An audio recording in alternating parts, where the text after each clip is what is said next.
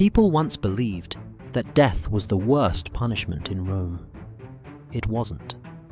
Beneath the Colosseum, the women who survived the blood and fire weren't set free.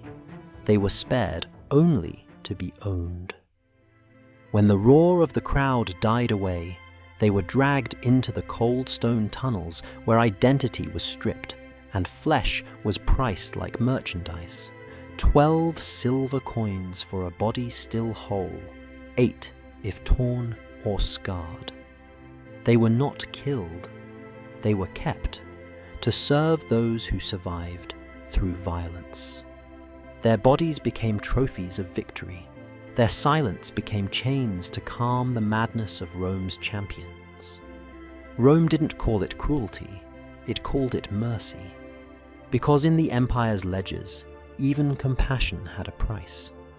Chronicles praise Rome's glory, but beneath the earth, the bones of these women tell the rest.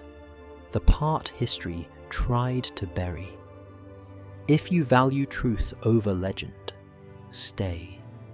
Because when the ledger closes, the bones still speak. The roar of the arena was fading. The cheers, once deafening, now melted into the steady drip of water from the ceiling above. In the tunnels below, where the air was heavy with rust and old blood, the mercifully spared were herded through iron gates that clanged shut behind them like a verdict. The Dacian woman walked barefoot, wrists bound, clutching a small, smooth river stone in her palm, the last fragment of home she possessed. Around her, other women stumbled in silence. The ground was slick with the remains of the day's spectacle, sweat, sand, and diluted blood. A Roman scribe stood waiting, his wax tablet glinting in the lamplight. He didn't ask their names. He asked for measurements. Teeth checked, shoulders inspected, scars noted. Each mark of suffering was tallied with a flick of his stylus. The empire kept no record of mercy, only inventory. 12 denarii, he muttered, pressing his stylus into the wax. 8 if injured. The words fell as casually as prices for grain. When the inspection ended, the women were divided. Some were led toward the sulfur mines, others toward the lupernaria, the brothels buried beneath the amphitheatre. The few who remained, including the Dacian, were branded ludus property, servants of the gladiator barracks. They were told this was mercy, to be spared the mines, spared the public spectacle. But mercy in Rome was just another form of labor. By torchlight, they were marched into a square courtyard. The air was colder here, cleaner, but crueler. The clang of steel filled the night. In the training yard beyond, gladiators were striking posts, grunting with each blow. The women flinched at every sound. They understood who they were meant to serve. An overseer appeared, not a soldier, but an accountant in armor. "You will keep the champions alive," he said, as though announcing a tax decree. "You will wash their wounds, clean their cells, and obey their words. The arena feeds the city, and you feed the arena." The Dacian woman did not speak. She held her stone tighter, its weight grounding her as the others wept. She knew this mercy was worse than execution. Death ended a body. Rome's mercy erased a soul. That night, as the sound of the crowd faded into memory, she sat in the darkness of her new cell. The iron gate rattled with every passing guard, each step above echoing through the earth. Her fingers traced the edge of the stone, whispering a name that no one in Rome would ever record. Above her, marble statues celebrated gods of justice and glory. Below, she learned the Empire's real religion, order built on obedience, and mercy paid in flesh. The next morning began not with sunlight, but with the scrape of wood and iron. A door opened, and an old steward entered, not a soldier, but a man who smelled of ink and vinegar. In his hands, a wax tablet and a stylus, Rome's true weapons. The women straightened instinctively, though no one had told them to.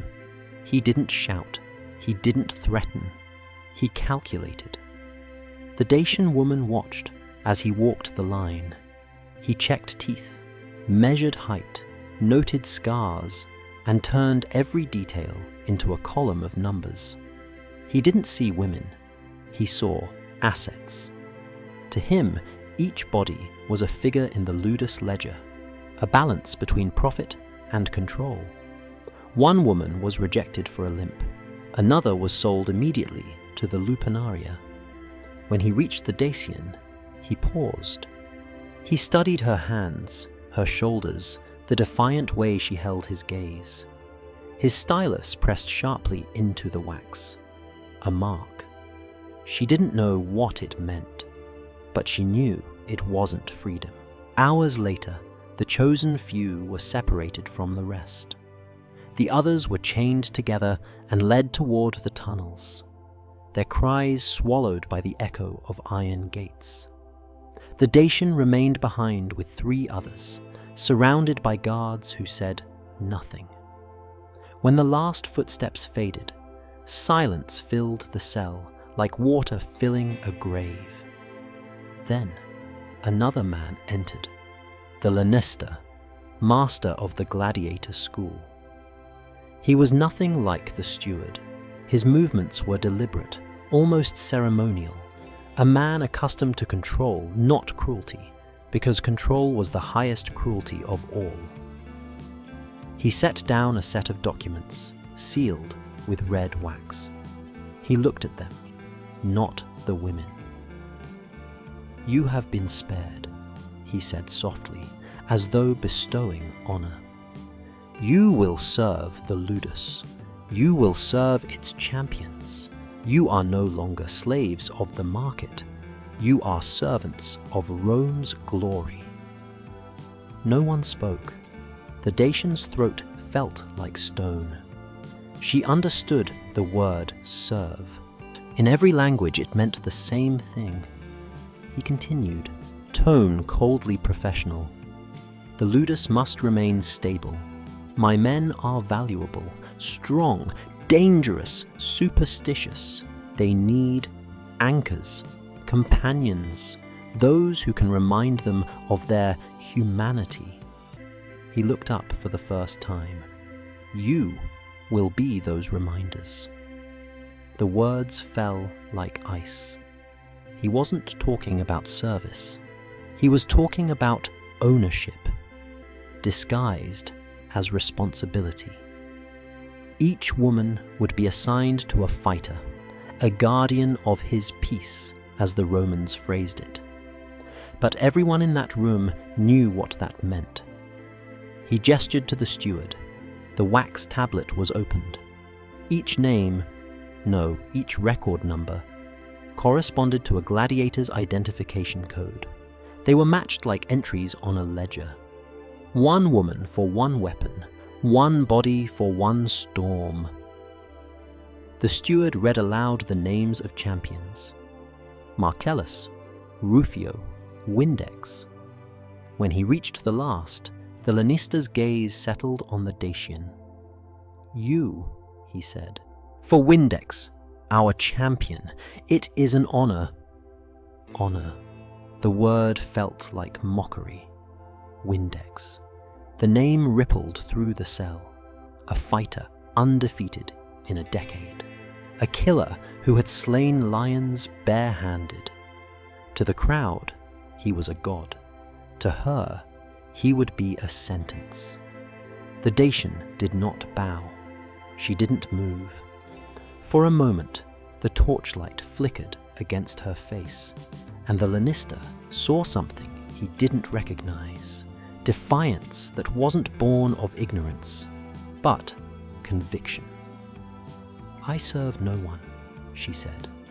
Her voice was cracked, quiet, but sharp as the stylus in his hand. The room froze. The guards shifted uneasily, glancing to the Lannister, but he didn't shout. He smiled, the thin smile of a man who had erased hundreds of defiant souls before. "Serve?" he repeated. "No, you will not serve." He dipped the stylus into the wax again, writing slowly. "You will belong, or you will be forgotten." The words were administrative, not emotional. That was Rome's genius. It didn't need rage to destroy you. It had bureaucracy. That night, the Dacian was not led to the champion's quarters. Instead, she was locked in a narrow stone alcove near the front gate, the gatekeeper's box. It wasn't a dungeon. It was worse. It was public, half lit by the torches that illuminated the training yard. Every fighter, every servant, every visitor could see her. She was made to sit, day after day, a living warning of what defiance cost. The Lannister's punishment wasn't pain, it was display. Isolation turned into humiliation. Visibility turned into erasure. But the Dacian didn't break. When the guards brought water, she drank in silence. When they left, she prayed softly to the gods of the rivers and mountains, her hand wrapped around the stone at her waist. The stone was her language now, the only word she could still speak freely. Weeks passed. Above her, the rhythm of the ludus became a clock. The clang of weapons, the grunts of training, the faint laughter of men who had forgotten the meaning of mercy. Sometimes she saw Windex, massive, scarred, silent, walking past her cell. He never spoke. He never looked directly at her, but he always slowed his step, and every time he did, she felt it. That same contradiction that haunted all of Rome, the coexistence of brutality and restraint, of power that demanded worship even as it craved absolution. The empire didn't kill her because it didn't need to. It had already done something far more efficient. It had turned her into a symbol of obedience, of silence, of controlled mercy. And yet, in the stillness of her cell, she began to understand something her captors never would. When power writes its laws in blood, the act of surviving becomes its own rebellion. She was meant to be an object, a possession. Instead, she was becoming something else, a witness. Days blurred into one another, marked not by sunlight, but by the rhythm of the ludus. Metal striking wood, men shouting in the yard, the faint drip of water through the cracks of her cell. Every hour was measured in sound, the empire's metronome of discipline and control. But beneath that noise, something subtler was taking shape. The Dacian woman was supposed to be invisible. She wasn't beaten. She wasn't starved. Rome was far too sophisticated for that. It had found a better punishment, comfort withheld just within reach. From her cell near the main gate, she could see everything. The open courtyard, the gladiators' training, and beyond that, the women who had accepted their roles. They wore clean tunics, walked freely within the barracks, even laughed sometimes. Small, hollow sounds that echoed like ghosts of who they used to be.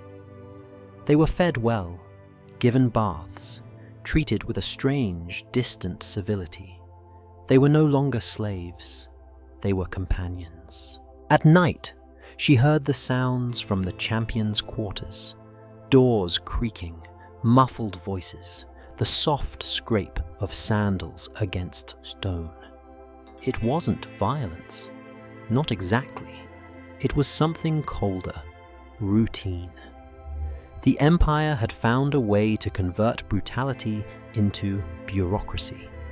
To the outside world, these women were protected. In truth, they were property wrapped in silk. The Dacian watched it all. She saw how the system functioned, how every act of mercy was a form of maintenance. When the gladiators grew restless, a woman was sent to their room. When a fighter was injured, she cleaned his wounds. When one died, she washed his body for burial before being reassigned. No record of grief, no record of names, just another adjustment in the Empire's books. One afternoon, a young woman, a Thracian, approached her cell. Her hair was braided neatly, her expression tight with fear. She held out a piece of bread through the bars. "Eat," she whispered. The Dacian looked at her, but didn't move. The Thracian's voice trembled. "You'll die if you keep fasting." "I'm not fasting," the Dacian replied. "I'm remembering." The guard barked an order, and the Thracian vanished into the courtyard. But that small act, a scrap of bread, a word exchanged, was enough. It reminded the Dacian that even within the system, resistance could take quieter forms. That night, she watched Windex again. The champion moved through the yard like a shadow carved from iron. His back bore fresh scars. His face, unreadable, almost solemn. He glanced toward her cell, but didn't stop. And yet, she knew he saw her. In that brief exchange, silence for silence, there was an understanding.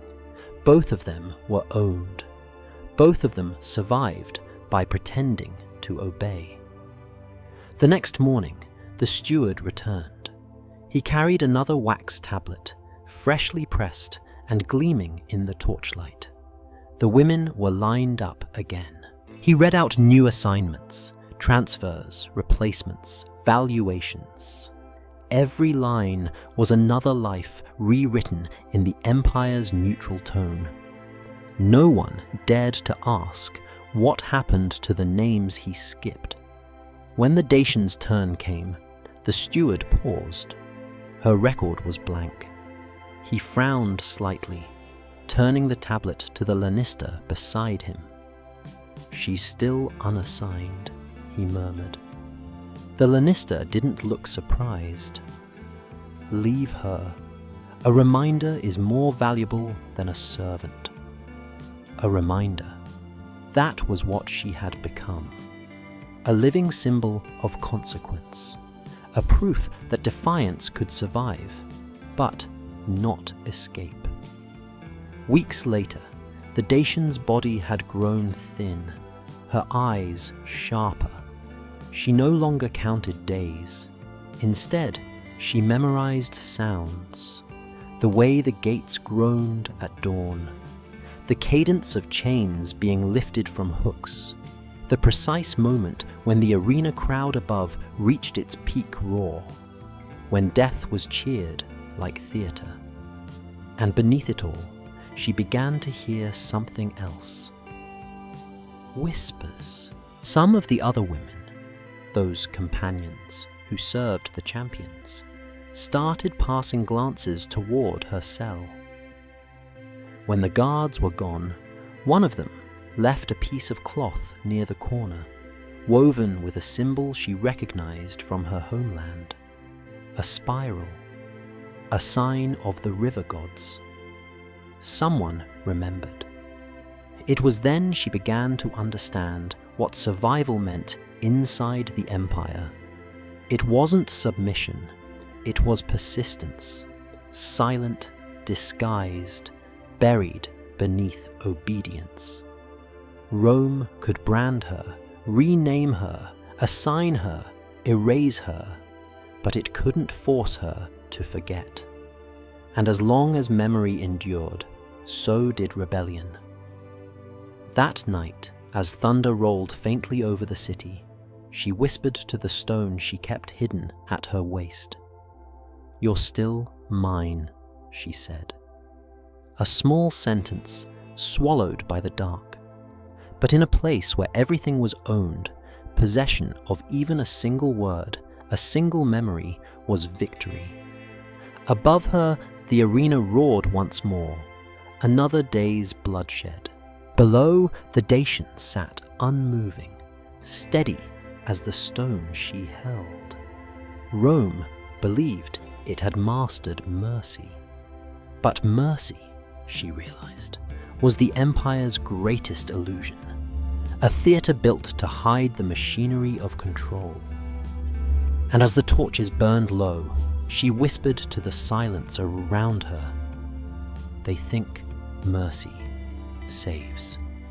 It only rearranges the cage."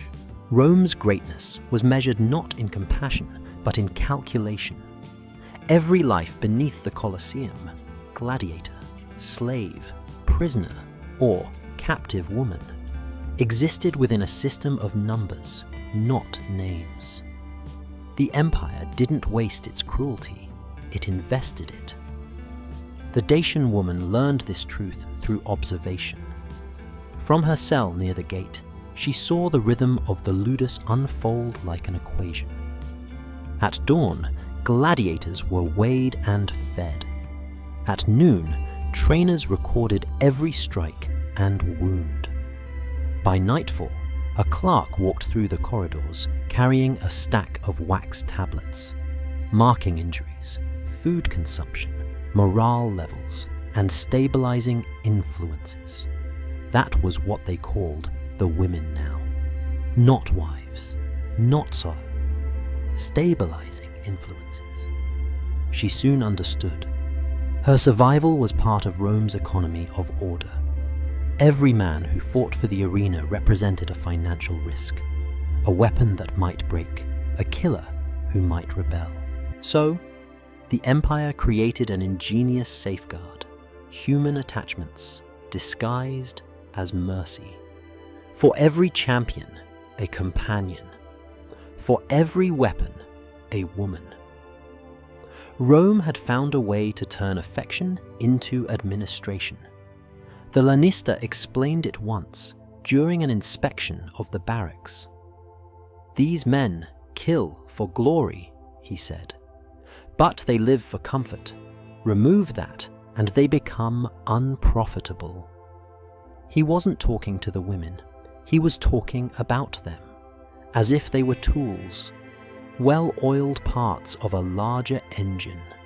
The Dacian realized what that meant. Her body was a stabilizer, a cost of doing business. Even her silence was currency. Every act of submission was a form of bookkeeping. The women who served the champions were rewarded. Better food, cleaner quarters, a fragile illusion of safety. Those who resisted were punished with absence, isolation, hunger, erasure from the record. The empire didn't torture to kill, it tortured to maintain efficiency. Pain was predictable, rebellion was not. So Rome made obedience comfortable and dignity expensive. One evening, as the sun bled through the narrow grate of her cell, the steward passed by.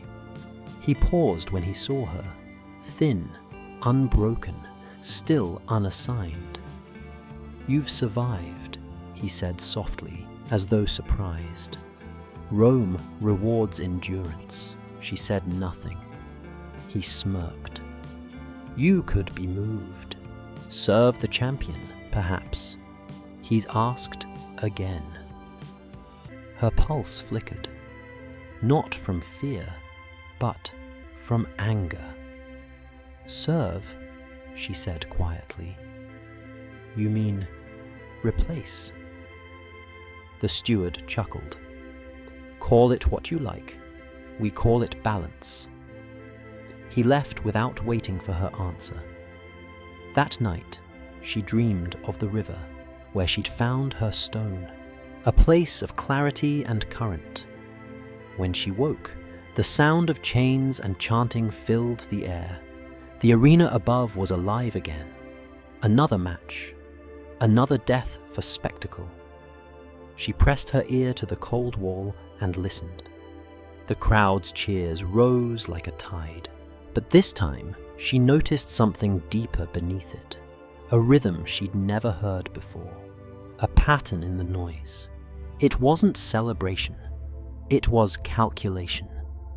Every death above was profit below. The empire fed on equilibrium. Blood for bread, pain for order, death for entertainment. Mercy was not Rome's virtue. It was its business model. Days later, the Lannister hosted a meeting in the outer courtyard. Officials from the city came to inspect his ledgers. The Dacian couldn't see their faces, but she heard their words. Productivity remains stable, the steward reported. The champions are content. The women assigned to them have reduced incidents of unrest by 42%. The official nodded. Efficient. The Senate will be pleased. The Dacian understood every word. She realized that her fate was no longer about her at all. It was about numbers. She wasn't a person or even a prisoner. She was a statistic, a success story in the empire's endless experiment with control. But Rome's calculations, she knew, could not measure everything. They couldn't quantify silence. They couldn't record defiance that hid itself in stillness. And they could never account for memory. The most dangerous rebellion of all. That night, a small hand reached through the grate beside her cell. It was the Thracian girl again, the one who'd offered bread.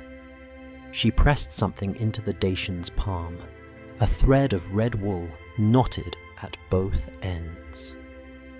"From the others," she whispered. "They remember you." The Dacian closed her hand around it. For a moment, the cold walls of the ludus seemed to shift. No longer a prison, but a network. An invisible map of endurance connecting the forgotten. She understood then. Survival was the quiet economy the empire couldn't control. Every breath, every secret, every small act of remembrance was a theft, a withdrawal from Rome's treasury of obedience. When morning came, the steward returned again with his tablet. He looked at her cell, at the marks he'd carved weeks before.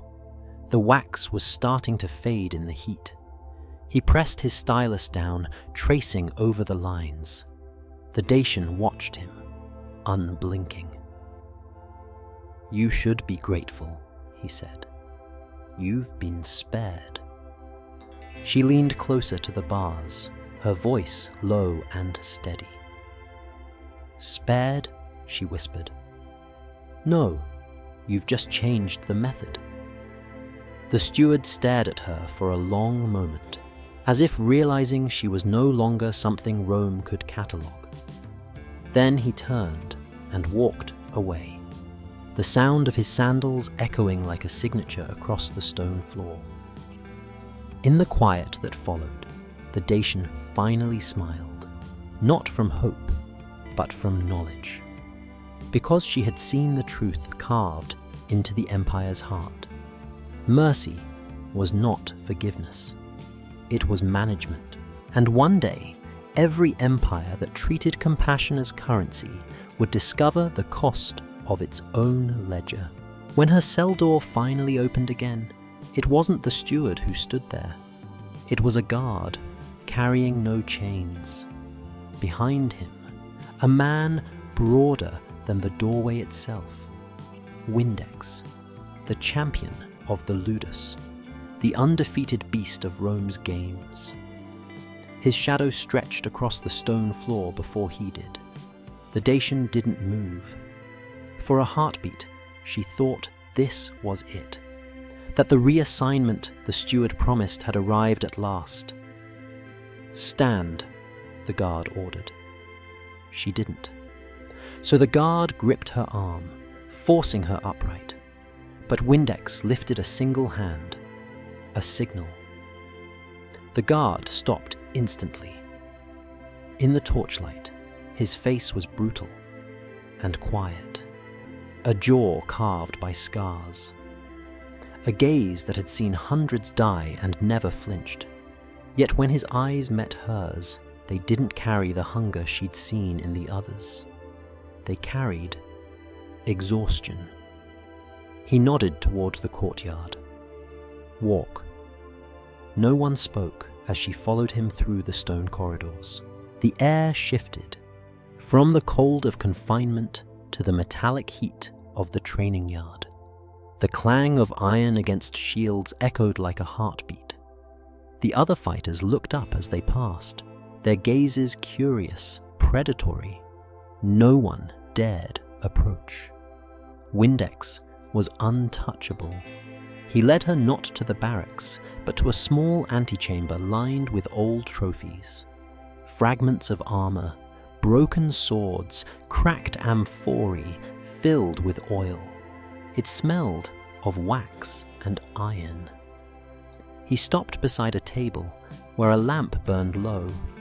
He didn't speak for a long time. Then, in a voice roughened by years of shouting over crowds, he said one word. "Sit." She hesitated, half expecting a trap. But he didn't move closer. Instead, he walked to the far wall and unrolled a piece of cloth. On it were etched symbols. Not Latin, but something older. She recognized them. Thracian, Dacian. Fragments of their dead languages carved into thread. He glanced at her again, as if waiting for her to understand. "You keep things," she whispered. He nodded. Then, without warning, he turned, walked to the corner of the room, and pried loose a slab of stone from the wall. Behind it, a hollow cavity, no larger than a helmet.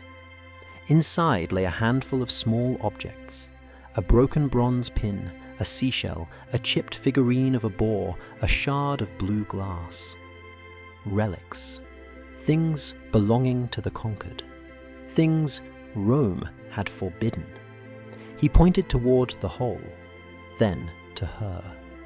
The message was clear. Hide what is yours. For the first time in months, she opened her palm and showed him the small river stone. Its surface glimmered faintly in the lamplight. Smooth, ordinary, eternal.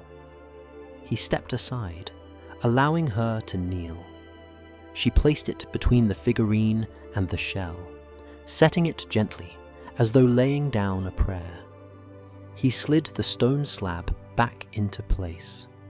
No words, no ceremony, just an understanding that this secret, this act of preservation, was more dangerous than any rebellion.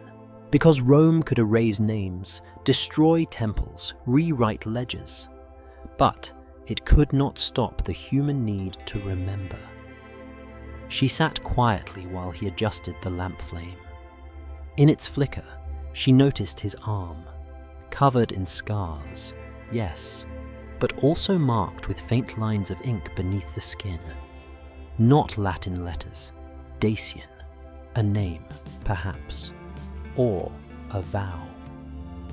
"Who did that?" she asked. He didn't answer. He only touched the mark once, then looked at her again with that same wordless fatigue.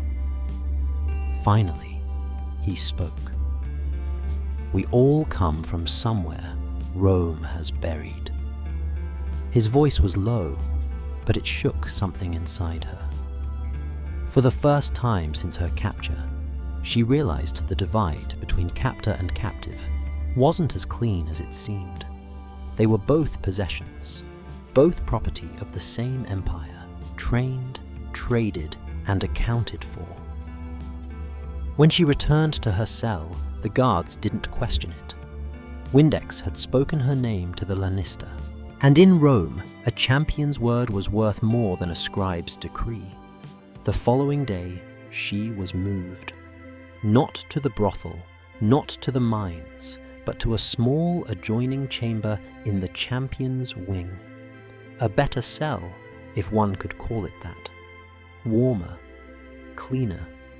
She was given food, a tunic, even a basin of water. It was not mercy, it was management. From now on, she would be listed in the records as companion to the Prima Spada, a title that sounded noble, even enviable. In truth, it meant belonging, entirely, eternally. And yet, something in her had shifted. The stone was gone, but it was safe. Hidden in the wall of a man who had killed for Rome, yet still remembered who he had been before. That night, as she lay on the cold slab of her new chamber, she realized what the Lanista would never understand. Rome believed it had made her property, but it had also made her witness, a keeper of memory sealed beneath the empire's foundations. The champions fought for glory. The spectators cheered for blood. But she, and those like her, would become the empire's unrecorded conscience. Because when history erases the living, it is the forgotten who inherit the truth. The new chamber was neither freedom nor captivity. It was a test. It smelled of oil, sweat, and faint perfume, as if the air itself couldn't decide whether it belonged to a slave's quarters or a soldier's tomb. There was a cot, a small lamp, and a heavy wooden door that stayed unlocked, yet might as well have been iron. She was allowed to walk the courtyard now, but under watch. It wasn't generosity, it was surveillance disguised as trust. The Dacian understood that perfectly. At dawn, she fetched water from the cistern with the other women, silent, measured steps, no eye contact. Each carried herself with a strange discipline, not of soldiers, but of people who knew every movement could be read as defiance. They didn't speak. They didn't need to. Their silence had become a language, one Rome didn't recognize, and therefore couldn't control. From her vantage in the courtyard, she saw how the ludus functioned as a self-contained empire. Every hour, a ritual. The champions fed, the wounded bandaged, the dead catalogued. The economy of pain never stopped. Every bruise and every scar had a value. Even grief was measured. She was told her duties were to tend to the champion's armor, prepare his rations, and keep the chamber presentable. That word, presentable, haunted her. It was Rome's polite way of saying, owned. But Windex never touched her. He didn't speak much either. When he returned from training, his hands raw and bleeding, she handed him the bowl of water, and he washed in silence. No command, no gratitude, only an understanding suspended between them, that both were prisoners of different cages. Some nights she heard him pacing, muttering in a language no Roman used. Once she recognized a Dacian word, Mara, meaning mother. Another time, a Thracian prayer to forgotten gods. Each word was a risk, an act of quiet defiance against the empire's tongue. He must have known she was listening. He didn't stop. One evening the Lanista visited unannounced. He entered without knocking, flanked by 2 guards and the steward. The room froze. "Comfortable?" he asked her. his tone too smooth to be sincere. She didn't answer. He glanced at Windex, who stood behind her, expression blank. "You've done well," the Lannister said to him. "Since her arrival, you've broken no bones, struck no guards, missed no training." He turned toward her, smiling faintly. "You see? Mercy works. Even beasts respond to care." The Dacian met his eyes. "Or to witnesses," she said softly. The steward looked up, startled by her voice. The Lannister's smile didn't fade. He leaned closer, lowering his tone. "Witnesses die, records live." Then he turned to the steward. "Update the ledger. Companion of the Prima Spada, maintained and effective." He left without another glance. His boots echoed through the corridor like the beat of a drum. When the door shut, Windex's hands trembled. Not with rage, with something heavier, older, shame. He sat on the edge of the cot, head bowed. She watched him in silence, then said, "Does he own you too?" He didn't answer at first. Then, quietly, "Everyone who fights for Rome belongs to it, even those who think they rule." Outside, the sound of hammers striking posts filled the air again. The Lannister's words lingered. Witnesses die, records live. But the Dacian understood the deeper truth. Rome feared witnesses more than rebels. Rebellion could be crushed. Memory could not. That night, she returned to the hollow in the wall where the small relics were hidden. Her hand brushed against the cool stone that concealed them. For the first time, she noticed a new object. A strip of cloth wrapped around a splinter of bone. Not hers, not his, someone else's. Another life Rome had tried to erase. She placed her fingers against it, whispering in her language, "You are not forgotten." It was not prayer. It was preservation. Every night that she lived, she added to the invisible archive. One touch, one breath, one unspoken name. The empire was vast, but its silence was fragile. All it took was one memory, whispered often enough to make the whole structure tremble. Weeks passed. Her cell became a kind of shrine. The guards mocked her stillness at first, called her the ghost of the gate. But then something shifted. The fighters stopped mocking. Some even left offerings. A coin, a scrap of cloth, a piece of bread. Superstition, maybe. Or guilt. She realized then that Rome's system of control relied on one illusion, that its subjects accepted their place willingly. But every gesture, every secret kindness was corrosion. Small, steady cracks in the marble foundation of obedience. One morning, a new recruit was brought to the Ludus, a Gaul with shackled wrists and a face carved by grief. When he passed her chamber, he stopped. "You're the one they say can't be broken," he said, under his breath. She looked at him and smiled faintly. "They said the same about Rome." He laughed, the first sound of life she'd heard in months. It was small, fleeting, but it spread through the yard like contagion. The Dacian woman had no weapon, no plan, no power, but she had what Rome couldn't quantify, endurance that turned suffering into witness. And within those walls of stone, even silence had begun to speak.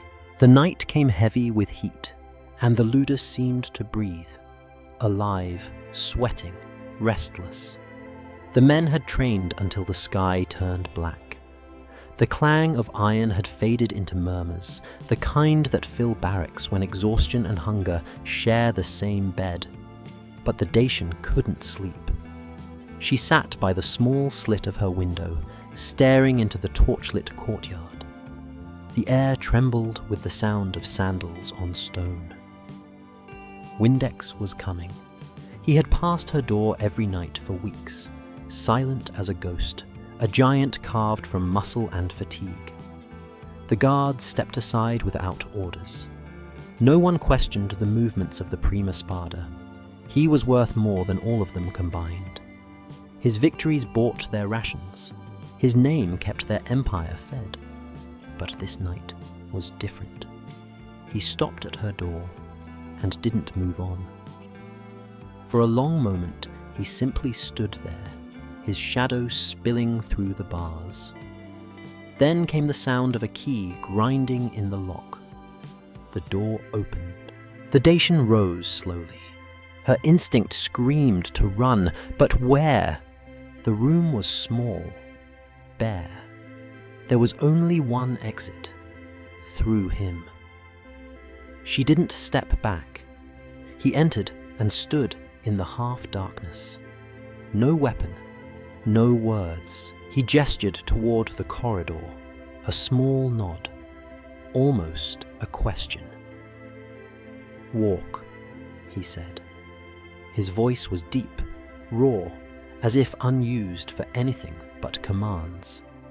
And yet, there was no threat in it. Something else. Uncertainty, perhaps. Or fear of what words could do if spoken too loudly. The corridor stretched ahead, lit only by dying torches. He led her past the training yard, past the sleeping quarters, past the rooms where laughter and groans intertwined in the night. Each step sank deeper into silence. The sound of Rome's noise grew fainter behind them. Finally, he stopped before a heavy door near the foundation of the ludus. He lifted a torch, pressed his shoulder against the stone, and pushed. The hinges groaned, and a gust of cold air spilled out, damp, ancient, carrying the scent of earth and wine. They stepped inside. It wasn't a chamber. It was a cellar, long abandoned, half collapsed. The walls were slick with moss, the floor uneven. In one corner stood a crumbling wine rack, and beside it, something that didn't belong, a rough slab of stone pried loose from the wall. Windex knelt, set the torch down, and pulled it free. Behind it, a hollow cavity opened like a wound in the earth. Inside, a collection of small, forbidden things. A carved boar made of wood. A silver disc with a crescent etched into it. A strip of cloth dyed blue.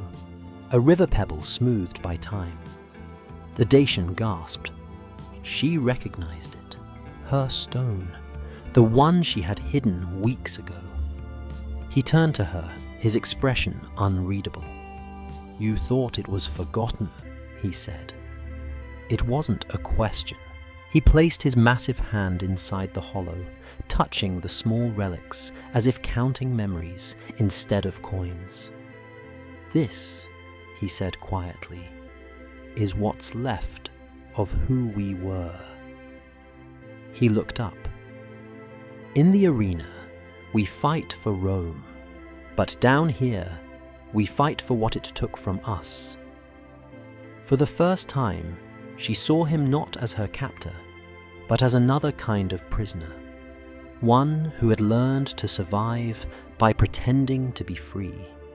He couldn't speak her language, but when he touched the boar, she knew he came from the forests of Thrace. When he touched the crescent, she knew he prayed to a moon that Rome no longer named. And when his hand brushed the stone she had carried, she realized what bound them. Not power, but memory. He motioned for her to kneel. Together they placed the stone back in its place, between the symbols of other lost lives. He slid the slab back, sealing it shut with his palm. For a long moment, they both stayed still. The torch crackled softly. In the flicker of its light, the cellar looked less like a prison and more like a sanctuary built beneath an empire of silence. Finally, she whispered, "Why show me this?" He didn't answer at first. Then he said, "Because one day they will erase me, you too, but not this." He tapped the wall, gently, reverently. "Stone remembers." The words hung between them like a vow. Above them, the crowd's roar erupted, distant yet thunderous. Another fight, another death, another name written in red ink across the ledgers. But down here, in the dark, two erased people had written something Rome could never read.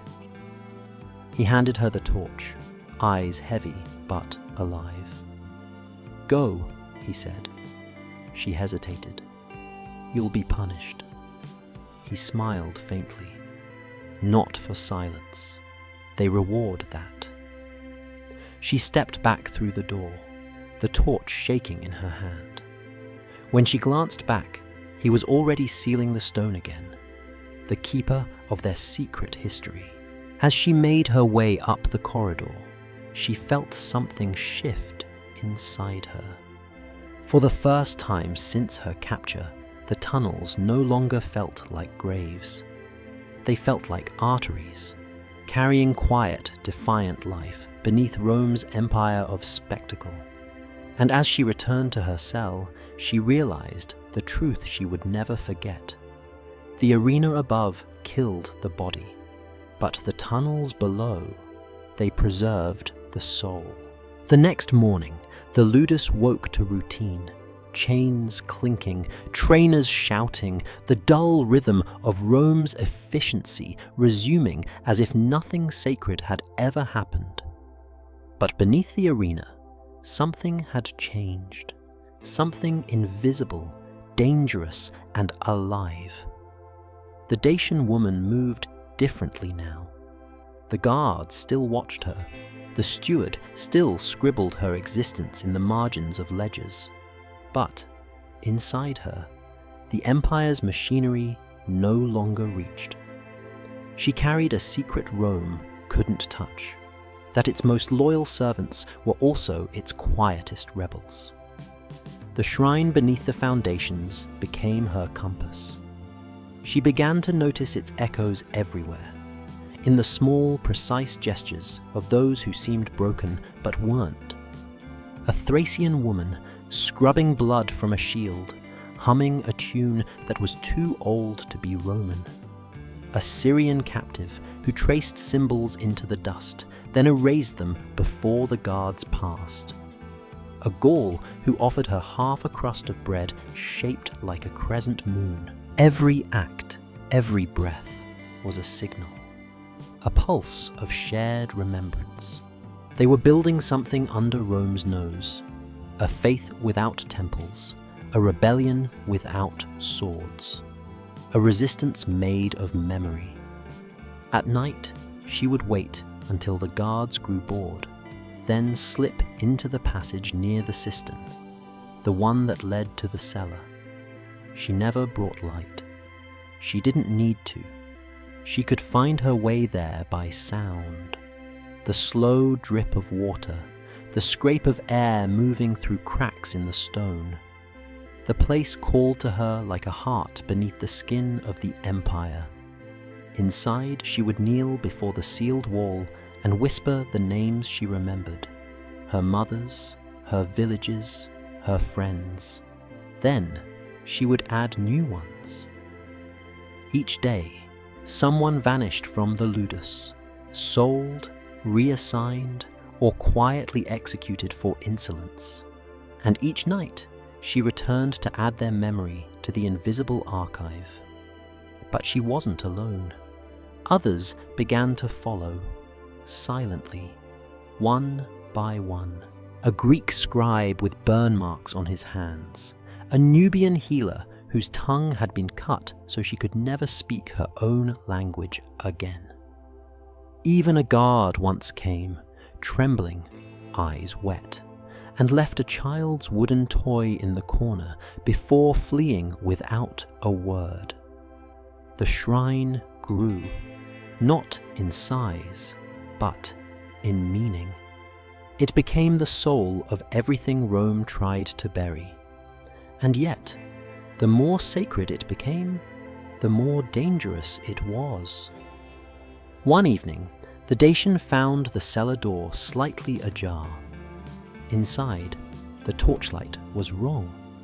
Someone else had been there. She froze, listening. The faintest sound, footsteps, receding. And on the ground, near the wall, a mark pressed into the dust. A Roman sandal, the lanista. Her pulse quickened. She knelt, brushing the dust aside. The stone slab was untouched, still sealed, still heavy. But a small detail betrayed what had happened. The edge of the wall bore a streak of fresh wax, red as blood, inspection wax. He had seen it. That night, she couldn't sleep.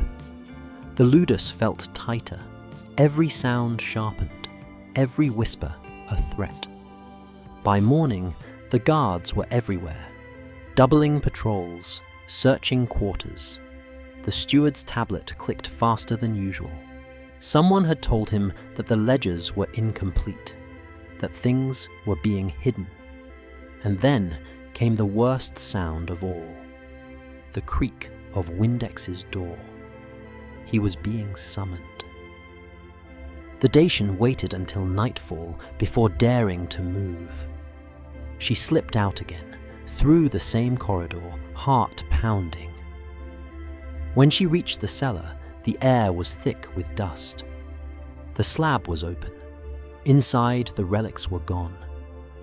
Every object, the boar, the disc, the glass shard, the river stone, vanished. All that remained was a small pile of crushed moss and a smear of ash. For a long time, she couldn't breathe. She pressed her forehead to the cold wall, trying to hear what had been silenced. Nothing. Only the sound of Rome above, laughter, coins, the rhythm of celebration. Then she noticed something, faint, carved into the back of the slab where only a fingertip could find it. Letters, rough and uneven, etched hastily. She traced them. Not Latin, a Dacian word. Still here. Windex had known. He'd moved the relics before they came, hidden them somewhere deeper, somewhere safe. Her hands shook as she pressed her palm to the word. It wasn't hope she felt. It was fury, cold, clear, and ancient. Rome could move its stones. It could seal its walls. But it couldn't erase what the enslaved had written into its foundation. She rose, dust clinging to her knees. Above her, the arena roared again. Another day of blood and theatre, but she no longer heard it as victory. To her, it sounded like panic, the noise of a world that shouted to drown out the whispers beneath its feet. Because the shrine wasn't gone. It was spreading. In every ludus, every brothel, every quarry, whispers of objects that wouldn't burn, of prayers that wouldn't die. The Empire thought it had found their secret. It had only proven it existed, and that was the beginning of its undoing. The ludus did not explode in rebellion. Rome never allowed such things to happen suddenly. Its power was not maintained by swords, but by silence, by ledgers, tablets, and the bureaucratic illusion that nothing ever truly went missing. And yet, over the following weeks, something did vanish. Not the captives, not even the relics. It was the ink. The steward noticed first. One morning, while reviewing his wax tablets under the pale light of dawn, he frowned. Windex's name, Prima Spada, property of the Lannister Septimus, had been listed faithfully for years, his victories recorded in red, his expenses in black. But the line beneath his most recent entry was blank. No annotation, no closing date, just absence. A silence written into the Empire's own handwriting. At first, the steward assumed it was an error. He asked the scribes if the record had been misplaced, or if perhaps the champion was being transferred to another ludus. No one answered. When he brought the issue to the Lannister, the man's expression didn't change. "Then leave it blank," he said simply. The stylus froze mid-air. Blank meant forbidden. Blank meant gone. And when Rome erased something, it was permanent. The Dacian woman sensed it before she saw it in the ledgers. The guards no longer mentioned the champion. His armor was removed from display. The courtyard where he trained was suddenly silent. The stone cell he once occupied, sealed. The others whispered that he had been sold, but she knew better. Rome didn't sell silence. It buried it. One evening, she saw the steward again, carrying a stack of tablets through the courtyard. He passed near her cell, muttering to himself. Inventory adjustment, morale control, loss prevention. Then, quieter, cost of removal. Her blood turned cold. Cost of removal. Even death to Rome required accounting. Later that night, she crept toward the cellar again, not out of hope, but compulsion. She needed to see the wall, to touch the stone where her world had been sealed. The slab was still there, but this time, when her fingers brushed the surface, she felt something new. A fissure, thin as a vein. The wall had been struck, perhaps by a hammer or a boot. The wound in the stone was shallow, but it pulsed with a kind of defiance. She pressed her palm against it and whispered, "Still here." When she returned to her chamber, she found her tunic folded differently. Inside the fabric, tucked into the hem, was a piece of parchment, small, torn, creased. No Roman ink, no formal seal, just a symbol scratched in soot, a circle divided by 3 lines, a mark of the shrine, a sign from him. He was alive, or had been. The Dacian burned the parchment in her lamp, watching the flame twist and swallow the soot. But the mark stayed imprinted on her mind. It meant the relics had been moved again, deeper, hidden somewhere beyond the reach of ledgers. For the next few days, the ludus fell into quiet disorder. The Lannister barked orders more than usual. The steward rewrote half his records, and the guards, nervous, uncertain, whispered that strange things were being discovered beneath the barracks. Hollow spaces, broken walls, fragments of unfamiliar artifacts. Rome's perfect order was cracking, not through rebellion, but through clerical confusion. The Dacian was summoned one last time. She stood before the Lannister in his office, surrounded by scrolls, wax tablets, and the faint smell of wine.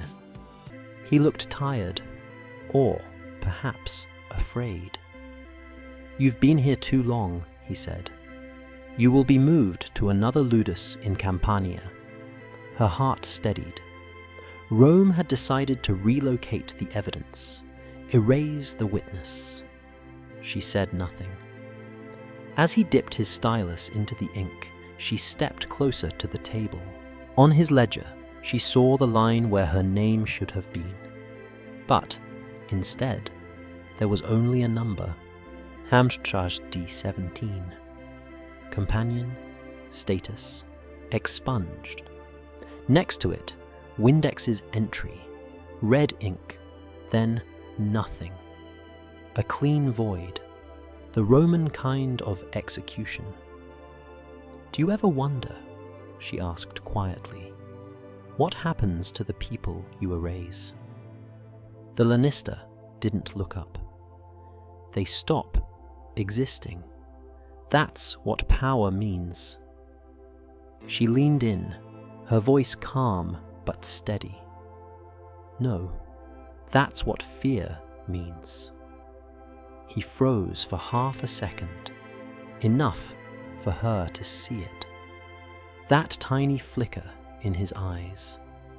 The recognition that control was not eternal, that even a slave could look through the cracks in the empire and see its fear staring back. She was escorted away that evening. The guards led her through the tunnels beneath the Colosseum one last time. The air felt different now, heavier, slower. Every step echoed. She thought of the others who had walked this path before her, the forgotten, the expunged, the mercifully spared. Had she thought of Windex, of the hidden relics, of the stone that still remembered? And as the torchlight faded, she smiled, not because she believed she would live, but because she understood something Rome never could. The Empire thought its power came from the ink it wrote with. But real power lived in what it refused to write at all. When the gate closed behind her, the noise of the arena roared again above, an empire celebrating its illusions. Below, silence continued its slow rebellion. Rome never killed only once. Its genius lay in repetition, the slow, methodical erasure of a person until even their absence became orderly. Death was not a moment in the empire, it was a process. And the Dacian woman was now in the final stage. The guards didn't drag her, didn't strike her. They led her quietly, as though escorting a ledger to its final entry.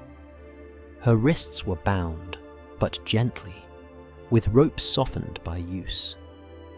Everything about Rome's violence was efficient, almost tender. They passed through corridors that smelled of lime and damp stone. On the walls were faint carvings of victories, names of champions, lists of inventory. The language of civilization masking the work of annihilation. When she glanced sideways, she noticed a door marked with a small, wax-sealed tag. Disposal. It was not a cell. It was an archive. Inside, she imagined shelves lined with ledgers, names, numbers, and one by one, the empty spaces where people like her had been filed out of history. At the end of the tunnel, the guards stopped. A priest waited there, not in white robes, but in plain linen, his expression disinterested. He held a stylus, not a dagger. Rome didn't need blood to kill. Ink would do. The Lannister was waiting too. He didn't look at her. He was reading a report, his tone calm, bureaucratic. Asset num D17, companion class, behavioral instability, moderate, output efficiency, declining. He signed at the bottom. Disposition, terminated. The priest nodded. Shall I mark burial or erasure? The Lannister hesitated. Then, quietly, erasure. That was the cleaner word. It meant no record, no tomb, no name to mourn, just an empty line, an administrative absence. The Dacian woman watched them, her breath steady. "Do you write this for yourself?" she asked softly, "or for the gods?" The priest didn't answer. Rome's gods had long since been replaced by paperwork. They moved her to a small chamber, windowless, plain, lit by a single oil lamp. A table stood at the center, covered with scrolls. On the far wall hung the Empire's insignia, the eagle, clutching thunderbolts, its shadow stretching across her face. The guards waited outside. The Lannister entered last. For the first time, he looked tired. He didn't gloat, didn't threaten. He simply stared at her, as if trying to decide whether she was worth remembering. "You could have lived well," he said. "You were spared the market, spared the mines, even spared the sand. All you had to do was accept peace." She smiled faintly. "You call this peace? Of course, peace is the absence of conflict." "No," she whispered. "Peace is the absence of witnesses." His expression didn't change, but his hand twitched, the smallest betrayal of unease. He reached for a tablet, pressing his stylus hard into the wax. The sound of scratching filled the room. She closed her eyes. For a moment, she imagined the river of her homeland, the sound of wind against the water, her mother's voice, the weight of the stone in her palm. That was her record now. That was what Rome could never erase. The door opened. 2 guards entered, carrying a clay jar sealed with resin. They set it beside the table and stepped back. The Lannister nodded once. Inside the jar was lime, Rome's preferred method of disappearance. No blood, no body, just dissolution, the clean death of empire. The Dacian woman didn't flinch. She spoke one last time, her voice steady, deliberate. "You can erase ink, you can grind bones, but you can't silence what remembers." The Lannister didn't reply. He turned, signaling the guards. The door closed behind him. Her final sound was the echo of boots fading into the corridor, that rhythmic, ordered music of Rome's bureaucracy of death. Days later, the record books of the Ludus were updated. Asset numbered D17, removed for cause. Windex, status unknown.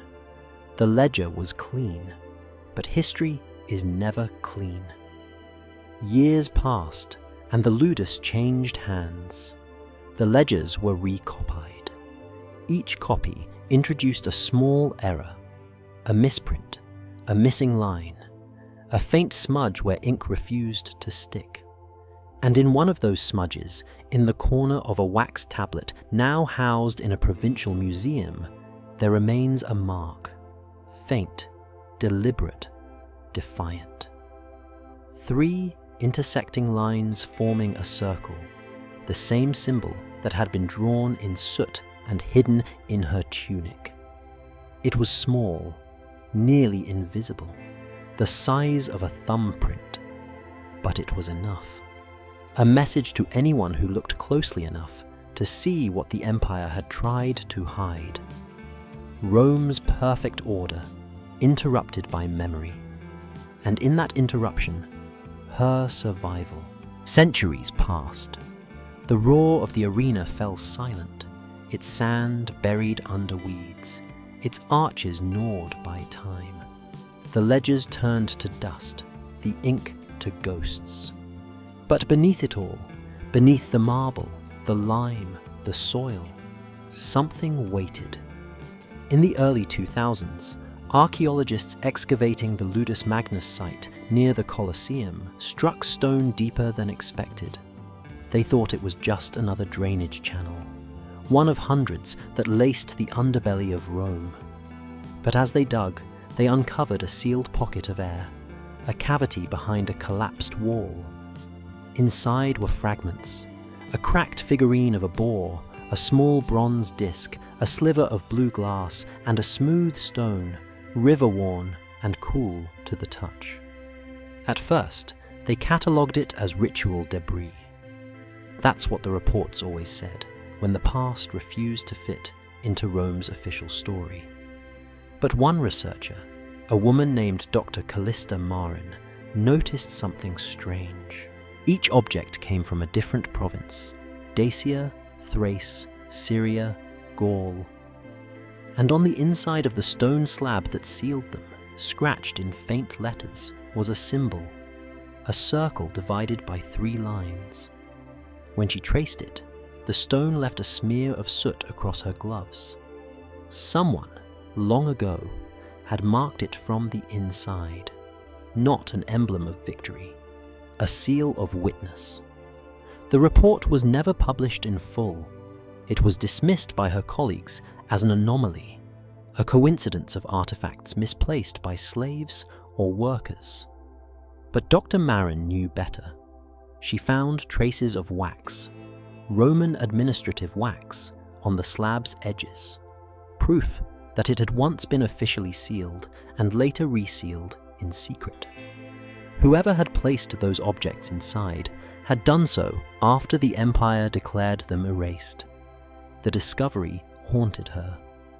She began reading through fragments of old papyri, municipal archives, and economic ledgers that survived from the 1st century. In one brittle scroll from a warehouse inventory, she found a strange line. Ludus Septimus. A counting discrepancy. 1 champion unlisted, 1 servant misfiled. Expense offset by property loss. No names, just numbers. But below it, in faint red ink, she found something else. A note scrawled by a later clerk. Leave blank. Ordered by authority. It was the ancient equivalent of deletion, an instruction to forget. She returned to the site months later, alone, standing over the pit where the artifacts had been found. The city hummed above her. Buses, tourists, laughter. Life went on, built over the quiet architecture of bones and secrets. She held the stone in her hand. It was smooth, simple, unremarkable, except for one detail. Under certain light, she could see the faintest scratches on its surface, like writing worn down by centuries of silence. She tilted it toward the sun, and the marks revealed themselves. Not Latin, not Greek, but something older. Dacian. Only 2 words survived. Still here. Dr. Marin closed her eyes. She could almost hear it. The echo of chains, the whisper of women's voices beneath the crowd, the sound of defiance carved into stone. In her final report, never formally published, she wrote, "These artifacts represent not religion, but remembrance. They were not offerings to gods, but messages between the condemned, a covert language of the erased. The so-called economy of mercy in Rome was not merely exploitation, but a system of administrative erasure. These objects mark the points where bureaucracy failed, where the human will to remember exceeded the empire's will to forget." That sentence was quietly removed from the official summary. The relics now sit in a climate-controlled vault beneath the Capitoline Museum, labeled Domestic Miscellany, Unknown Context. No one visits them. No one studies them. They exist outside the narrative, as their owners once did. But every few years, when the museum conducts its audit, the curators find something unsettling. Each time the artifacts are photographed, the river stone appears slightly different. Not damaged, not moved, just altered. The scratches grow clearer, the circle mark darker, as if the stone, in the deep hush of the archive, continues to write. And maybe it does. Because memory isn't passive. It corrodes, seeps, and rises. It waits beneath foundations until the empire above starts to crack. Beneath Rome's glory, there was always a ledger, and beneath the ledger, a grave. The empire may have died, but its silence never did. It still hums below the cobblestones, under the tourists' feet, whispering to those who know how to listen. A single sentence carried through time. Mercy was the empire's lie. But remembrance was its undoing. Night returns to the ruins of Rome differently than it once did. The wind moves through the broken arches of the Colosseum, no longer carrying the roar of a crowd, only the faint hum of passing cars, the chatter of tourists leaving for dinner. But beneath it, under the ground that has been excavated, filled, and sealed again 100 times, something still endures. The river stone, the last unbroken witness of the ludus. It lies where the archaeologists left it, inside a sterile glass case in a museum basement, labeled with the same lie that has followed it for centuries.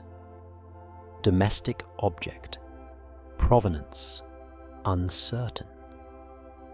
It should be silent. It isn't. Because the stone was never a relic, it was a record.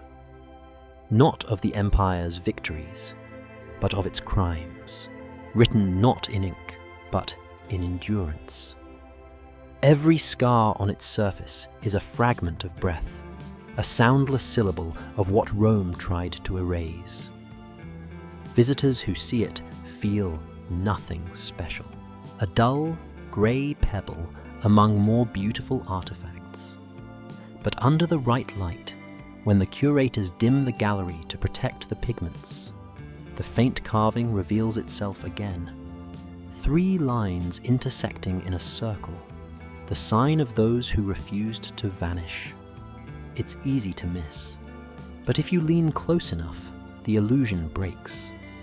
You can almost hear the echo of the ludus beneath your feet, the grind of chains, the scrape of stylus on wax, the sound of a crowd cheering for a death they could not see. And under it, another sound, softer, steadier, older. The rhythm of women breathing in unison, turning pain into memory. Archaeology can exhume bones, but it cannot exhume silence. Silence seeps.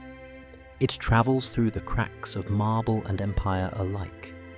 And what the empire buried in bureaucracy, the women, the slaves, the erased, survives not in the pages of history, but in the materials that refused to decay. Limestone, bronze, glass, and one smooth river stone still whispering through the centuries. Rome believed its walls would last forever. It was wrong. The walls crumbled, the ledgers burned. But the system, that cruel arithmetic of mercy, pain, and obedience, was too perfect to die. It was reborn, century after century, every time power learned to disguise cruelty as compassion. Every empire builds its ledgers. Every empire buries its stones. The question is never whether the bones will speak. It is only how long they must wait. And so, in the silence beneath the museum glass, the stone waits. For light, for recognition, for someone to look close enough to see that faint carving, not as a symbol, but as a message. It waits for someone to read what it says. Still here, because when the ledgers close and the gods of empire fall silent, the bones still speak, and the stone remembers everything. Completed.